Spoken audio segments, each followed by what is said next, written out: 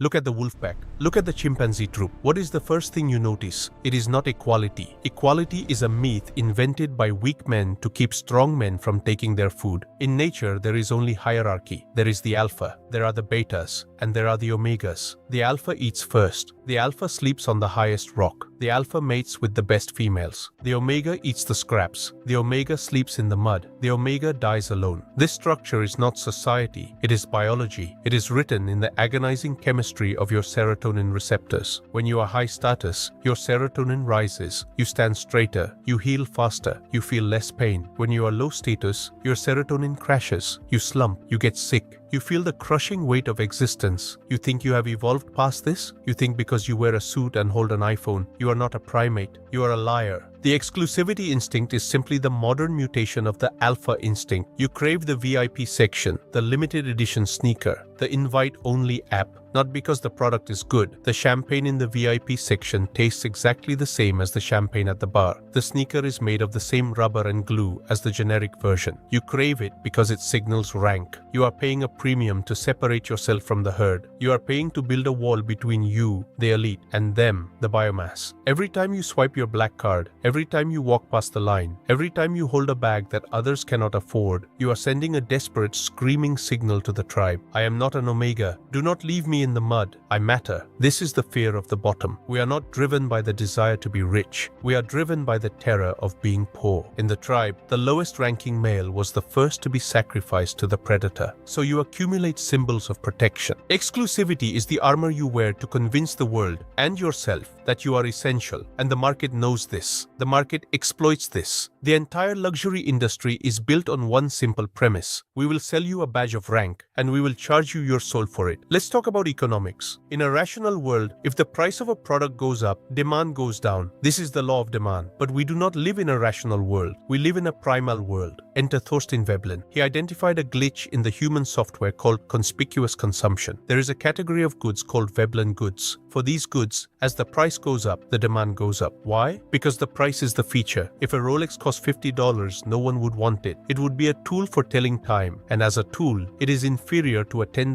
Casio. But at $50,000, it is no longer a watch. It is a totem. It says, I have so much excess resource that I can burn $50,000 on a piece of metal and not die. This is the handicap principle in evolutionary biology. Look at the peacock. The male peacock has a massive, colorful, heavy tail. This tail is stupid. It makes him slow. It makes him easy to spot by tigers. It requires huge energy to grow. So why does he have it? To signal to the female. Look at my genetics. I'm so strong, so fast, so superior that I can survive despite this massive handicap. The tail is a receipt of genetic wealth. Your luxury car is the peacock's tail. It is expensive to maintain. It burns gas. It gets scratched. It is a liability, but you drive it to prove you can handle the liability. You are signaling waste. I can waste money, therefore I have abundance. Exclusivity is the commercialization of waste. The brand tells you, pay us 100x the manufacturing cost, and you say, yes please, make it more expensive. If it's cheap, my neighbor can buy it, and if my neighbor has it, it is worthless to me. Think about that. You actively want the price to be high. You want the barrier to be painful, because if the barrier is low, the status signal is diluted.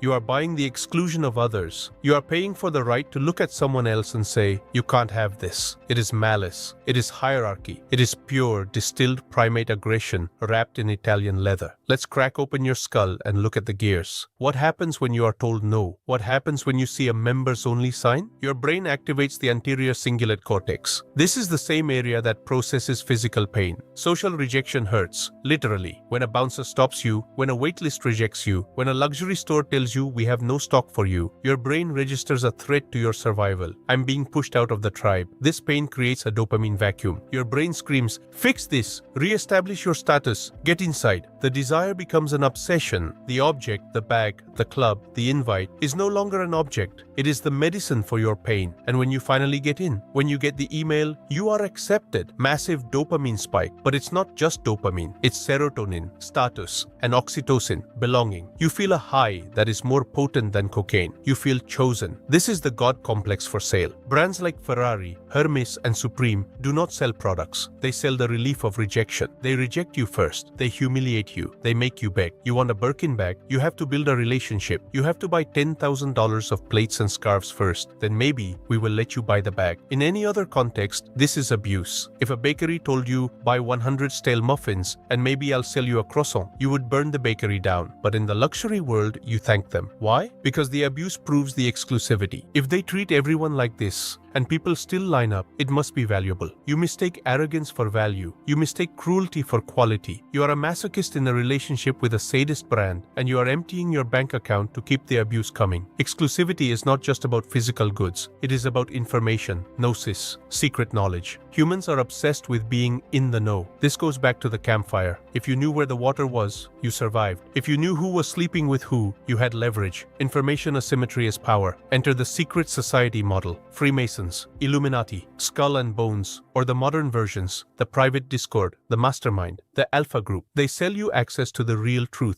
The world is a lie. The matrix is real. Join our inner circle for $5,000 and we will tell you what is really going on. They create a binary world. They awakened us versus the sleepers, them. This is the ultimate exclusivity, the exclusivity of reality itself. You pay to be part of the group that gets it. It flatters your intellect. I'm not a sheep, I'm a wolf. I pay for the alpha data. Look at the blue check phenomenon before it was sold to everyone. Or the Bored Ape Yacht Club. What was the value? It wasn't the picture, it was the network. If I have this monkey, I'm in the club with Eminem and Steph Curry. You are buying proximity. You believe that status works by osmosis. If you stand next to the fire, you get warm. If you stand next to the rich, you get rich. Spoiler, you don't. You just get burned. But the illusion is powerful. The inner circle exploits your loneliness. Modern life is atomized. You are alone in your pod. The exclusive group promises you brothers. It promises you allies. But the condition of entry is always a toll. And the moment you stop paying, the brothers disappear. Because it is not a tribe. It is a transaction pretending to be a tribe. Let's dissect the drop culture. Supreme, Nike, Rolex. They release a product. They make 100 units. They know 1,000 people want it. Why don't they make 1,000 units? They would make more money, right? No. If they made 1,000 units, the product would be common. Common is the death of luxury. Common is for the peasants. They manufacture scarcity to manufacture hysteria. When the drop happens, you see the lines. You see the bots. You see the resale prices skyrocket. A $100 sneaker sells for $2,000 on StockX. Why? Because you are not buying a sneaker. You are buying a trophy. You are buying the proof that you beat the system. I got one. It is the modern equivalent of bringing home the head of a lion. Look, tribe, I hunted the impossible beast. The brand controls the supply to control your dopamine. They keep you in a state of constant hunger. They feed you crumbs so you never get full. If you were full, you would stop chasing. And the entire economy depends on you chasing. It depends on you feeling not enough. The limited edition is a mirror that says, you are inadequate until you own this. And the moment you own it, the satisfaction lasts 15 minutes. Then the brand announces the next limited edition and the hunger returns. You are a rat on a wheel, chasing a piece of cheese that is tied to your own back. We are moving up the pyramid. Material goods are for the lower tier rich. The nouveau riche buy Ferraris and Gucci logos. They are loud. They are desperate to prove they have money. The old money, the true elites, they play a different game. They buy privacy. They buy silence. They buy time. In a world of constant noise and connection, the ultimate exclusivity is to be unreachable. No, you cannot email me. No, I'm not on Instagram. No, you cannot find my house on Google Maps. The ultimate status symbol is invisibility, being so powerful that you don't need to signal power. This is stealth wealth, a $500 t-shirt with no logo, a private island with no cell service, a concierge doctor who answers on the first ring. You are paying to remove friction. The poor live in friction. They wait in lines. They wait on hold. They deal with traffic. They deal with ads. The rich pay to delete reality. Exclusivity is the deletion of other people.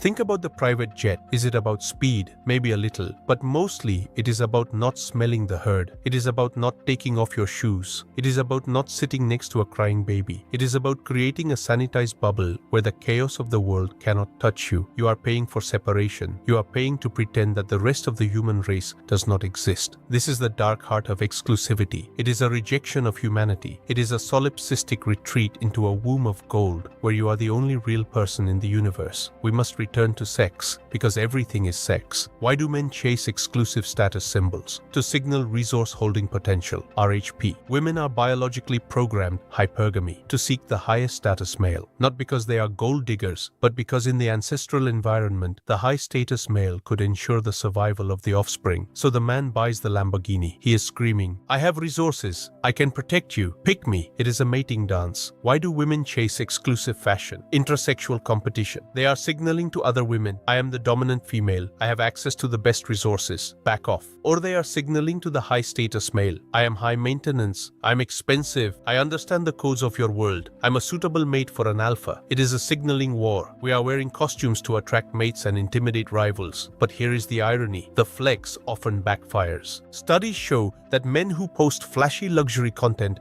are viewed as good for a short-term fling, but bad for a long-term relationship. They signal narcissism, not reliability. And women who obsess over luxury are viewed as high risk. So you are spending your life energy to buy signals that actually attract the wrong kind of attention. You attract parasites. You attract gold diggers. You attract other narcissists. You build a cage of gold and wonder why no one loves you for who you are. You hid who you are behind a wall of logos. No one can love you because no one can find you. Exclusivity gentrifies your soul. It pushes out the authentic, the messy, the real. It replaces it with the curated, the expensive, the sterile. You stop going to the dive bar where you had fun. You go to the lounge where you are bored, but the cocktails cost $30. You stop hanging out with your weird broke friends. You hang out with networking contacts. You curate your life for the gaze of the other. You become a museum curator of your own existence. Is this Instagrammable? Is this brand aligned with my personal brand? You commodify your identity. You are no longer a human experiencing life. You are a brand manager managing the perception of a life. And the price of this management is anxiety, the imposter syndrome. What if they find out I'm faking it? What if I lose my money? What if I get kicked out of the club? The higher you climb the tower of exclusivity, the thinner the air gets. You are constantly suffocating. You are constantly looking down, terrified of the fall. You are not free. The homeless man on the street is freer than the social climber in the leased BMW. The homeless man has nothing to lose. The climber has everything to lose, and he owns none of it. It owns him. You thought the internet would be the great equalizer? You were wrong. The internet is the most efficient hierarchy machine ever built. In the physical world, status is slow. You have to buy the car, drive it, be seen. In the digital world, status is instant. It is a badge next to your name. Enter the blue check mark. Before Elon sold it, the blue check was the ultimate Veblen good. You couldn't buy it. You had to be anointed by the tech high priest. It created a digital aristocracy. I am verified. You are an NPC. It split the conversation into those who matter versus the mob. When Elon Musk allowed anyone to buy it for $8, the aristocracy screamed. Why? Not because of misinformation, but because their status was diluted. If any peasant can have a blue check, my blue check is worthless. They revealed the truth. They didn't care about verification. They cared about exclusion. They cared about the velvet rope. When the rope was cut, they felt naked. They felt common. And then came NFTs. We touched on this in the pyramid video, but let's look at it through the lens of exclusivity. The Bored Ape Yacht Club wasn't about art. It was a digital country club. The price of entry was $200,000. For what? A JPEG? No. For the right to change your profile picture on Twitter and signal to the world, I have $200,000 to burn on a cartoon. It was the ultimate flex because it was so utterly useless. It was pure signal, zero utility. It created instant tribalism. If you had a monkey PFP, other monkeys followed you. They retweeted you. They invited you to parties. You bought a tribe. But the moment the price crashed, the tribe evaporated because the bond wasn't human. The bond was financial. You were friends because you were both holding the same winning lottery ticket. When the ticket became a loser, you became strangers again. This is digital feudalism. The lords own the scarce assets. Early Bitcoin, rare NFTs, high follower accounts. The serfs rent the attention. You are tilling the fields of Zuckerberg and Musk, hoping for a crumb of algorithmic validation. Material goods are out.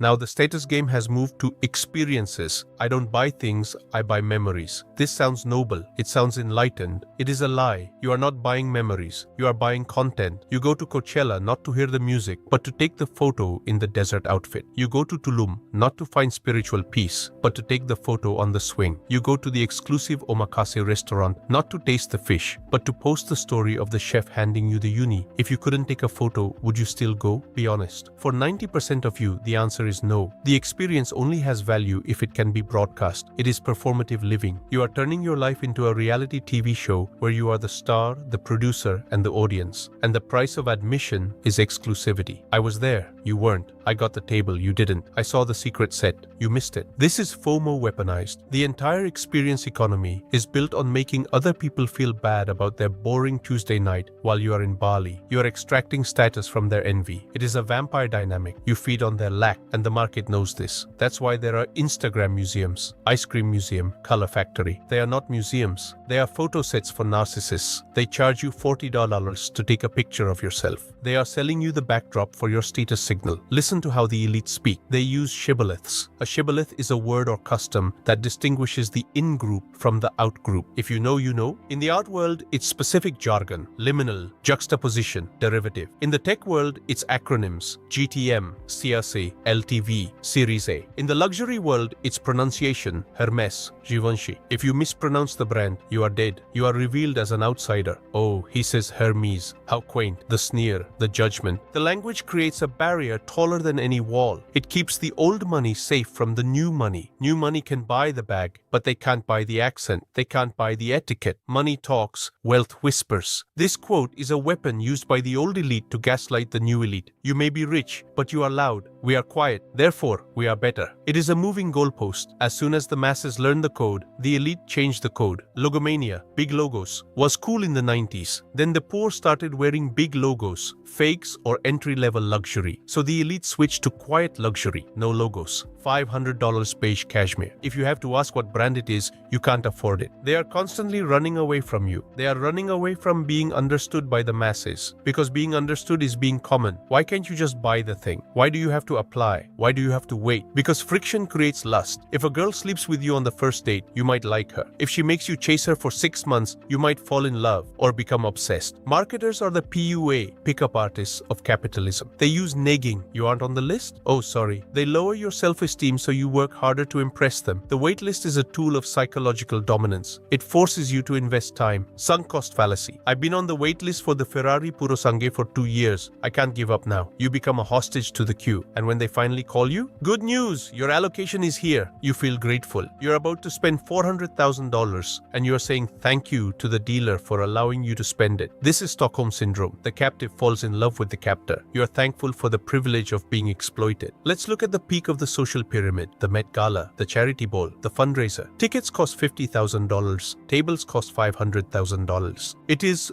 for a good cause, is it? If they wanted to help the cause, they could just wire the money. They could save the cost of the champagne, the dresses, the security, the venue, but they don't. Because the charity is not the point. The signaling is the point. It is conspicuous altruism. Look at how good I am. Look at how generous I am. It buys moral immunity. I'm a shark capitalist who destroyed 10,000 jobs. But look, I bought a table at the Cancer Gala. It launders their reputation. And it is the ultimate exclusive club. You cannot just buy a ticket. You have to be invited by Anna Wintour. You have to be approved. It creates a high school cafeteria dynamic for billionaires. Who is sitting at the cool table? Who got snubbed? It reduces the most powerful people on earth to insecure teenagers worried about their seating arrangement. And we watch. We watch the red carpet. We judge the outfits. We participate in the spectacle. We are the peasants watching the royals parade. We validate their status with our attention. Without our gaze, the Met Gala is just a costume party for weirdos. With our gaze, it is the Olympus. Who holds the keys? The bouncer, the maitre d', the membership committee, the HR manager. These are the gatekeepers. They are often not rich themselves. They are the guardians of the rich, and they enjoy a specific type of power, petty tyranny, the power to say no, the power to look you up and down and decide your worth. Not tonight. Your shoes. List only. They are the enforcers of the caste system, and you hate them, but you also respect them. You tip them. You flirt with them. You bribe them. You debase yourself before the servant to get to the master. This corrupts your soul. Every time you beg a gatekeeper, you kill a piece of your inner king. You are accepting the frame that they have the authority to judge you. You are accepting that your value is external. If he lets me in, I am worthy. If he blocks me, I am trash. This external locus of worth is the root of all insecurity. The primal man does not ask for permission to enter. He builds his own house. He builds his own fire. He does not stand in the cold, waiting for a nod from a man in a cheap suit.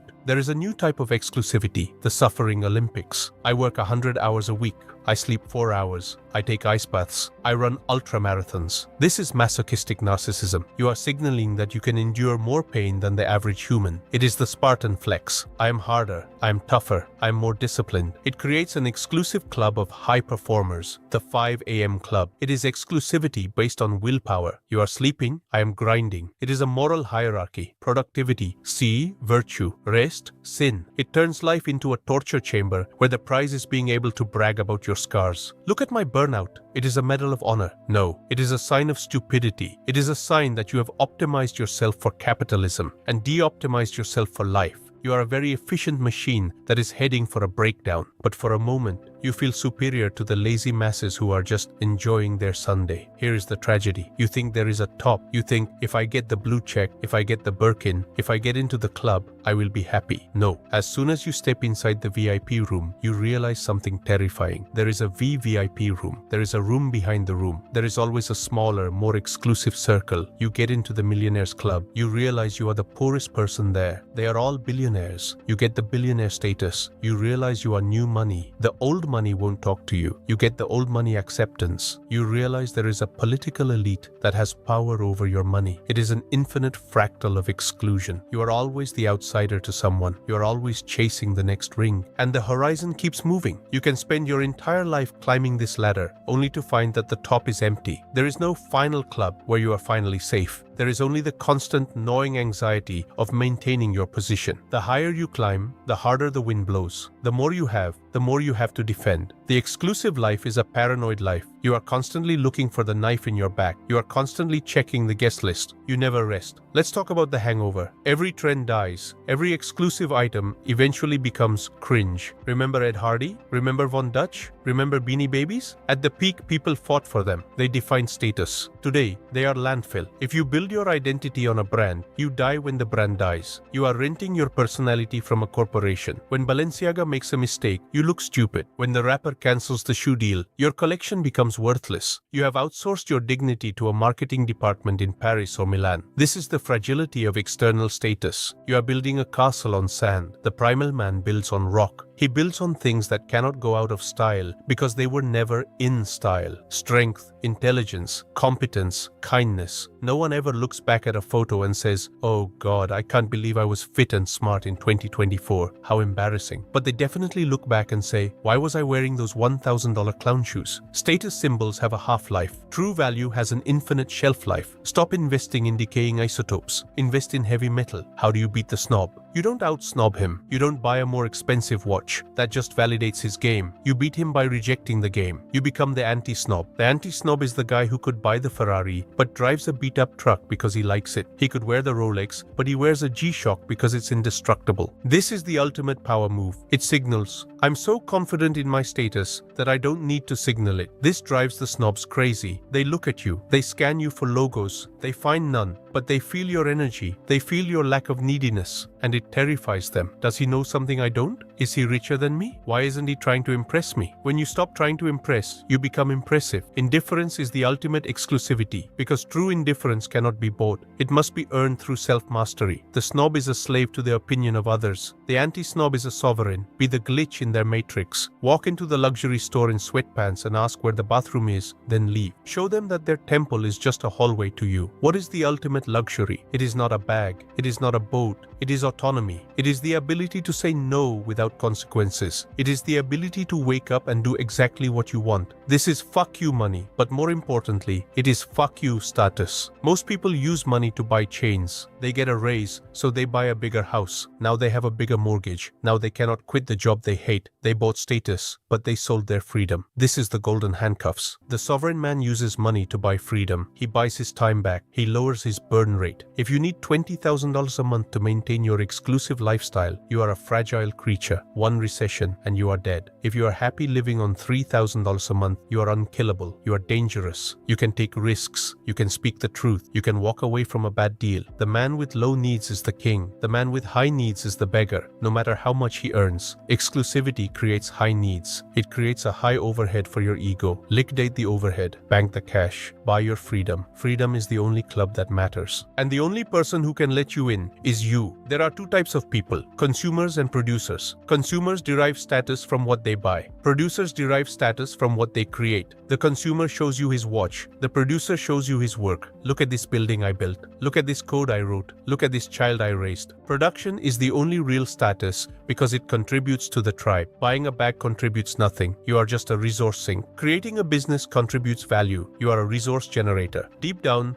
we respect the creator. Even if he is poor, we tolerate the consumer only if he is rich. But we never respect the consumer. We just envy his access. Shift your identity. Stop asking, what can I buy to look cool? Start asking, what can I build that is cool? When you are in the flow state of creation, you forget about status. You forget about the VIP room. You are in the arena. The critics are in the VIP room, sipping champagne and judging you. But you are the one covered in dust and sweat and glory. Let them have the champagne. You have the victory. A man who can build a chair is superior to a man who can only buy a chair. Reclaim the dignity of competence. We must return to the ancient code, Stoicism. Epictetus said, wealth consists not in having great possessions, but in having few wants. Warren Buffett calls this the inner scorecard. Some people live by an outer scorecard. Do they like me? Do they think I'm rich? Am I winning the comparison game? These people are miserable. Even when they win, they feel empty because the audience eventually goes home. The sovereign lives by an inner scorecard. Did I do my best? Did I stick to my principles? Am I stronger today than yesterday? This scorecard is private. It is exclusive to you. No one can vote on it. No one can downvote it. When you validate yourself, you become immune to the velvet rope. You can't come in. Okay, I didn't want to anyway. And you mean it. You aren't pretending. You genuinely do not care about their party. You have your own party inside your head. You have your own mission. This is the invincible mind. A mind that does not need permission to be happy. Marketing attacks the outer scorecard. It tells you your score is low. Philosophy builds the inner scorecard. It tells you the game is rigged. Smash the outer scorecard. Stop keeping score of other people's lives. Play a single-player game. How do we execute this? We need a plan, a detox. Step 1. The audit. Walk through your house. Look at your stuff. Ask one question. Did I buy this for me or for them? Did you buy the uncomfortable chair because it's trendy? Did you buy the car for the neighbor? Identify the status artifacts. Sell them. Convert the dead capital of ego into the live capital of freedom. Put that money into assets or experiences that genuinely feed your soul, not your image. Step 2. The social purge. Look at your circle. Who are the status climbers? Who are the energy vampires? Who judges you for your shoes? Cut them off. They are not friends. They are colleagues in the status anxiety factory. Find the anti-snobs. Find the makers. Find the people who don't care what you drive, but care what you think. A dinner of beans with real friends is better than a steak with fake ones. Step 3. The digital silence. Stop broadcasting. Stop posting the flex. Go dark. Experience a sunset without putting it on your story. Eat a meal without photographing it. Reclaim the privacy of your life. When you stop performing, you start living. Let people wonder where you are. Let them wonder if you fell off. Let them think you are poor. It is a fun game. The greatest trick the sovereign man ever pulled was convincing the world he didn't matter. While they fight for attention, you fight for peace. Step 4. Define your own exclusive. What do you actually value? Maybe it's a quiet morning with coffee. Maybe it's a heavy deadlift. Maybe it's reading a book for 3 hours undisturbed.